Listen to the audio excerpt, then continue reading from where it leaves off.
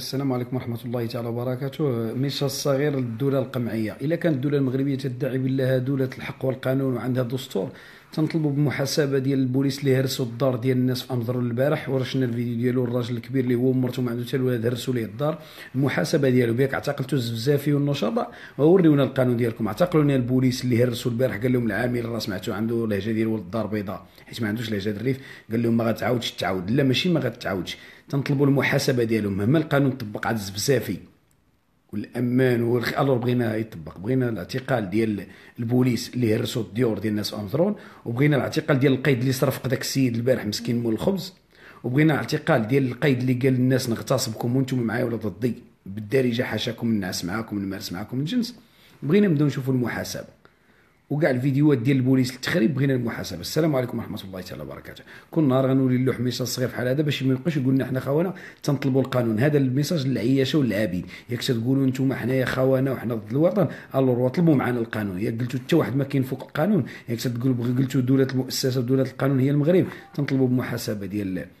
انا تنكرر ديال البوليس اللي البارح هرسوا الديور ديال عباد الله وكسروهم في امزرون. شنا العامل اليوم خارج في امزرون تيهضر مع الناس وتيقول لهم هادشي ما غيزيدش يتعاود اليوم لا ماشي ما يتعاودش.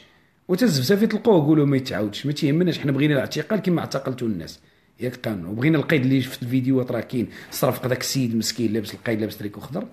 وبغينا القيد ديال ديك القريه اللي في الريف، قال لهم اللي معانا واللي ماشي معانا نعسوا معاه وبدا يضرب. هاد الثلاثه كل نهار غنلوح لكم 4 5 من المخزن ونشوفوا بلا ما نهضروا على السياسيين هذوك هما الاخرين الاعتقالات ديالهم. بداو توريونا بلا نتوما راكم حقيين وراه فري نتوما تتخدموا كاين قانون اللي تيحترم المواطن. من بعد نقدروا حنا نقولوا واه بلاتي راجل من حدكم باقيين ما تطبقوش القانون عليكم وعلى بعضياتكم غير علينا. حنا لا نعترفوا بكم، ما تنعترفوش بالوطن ديالكم بالملكيه ديالكم، تنعترفوا بالوطن الحر وبالشعب الحر، وحنا ضدكم.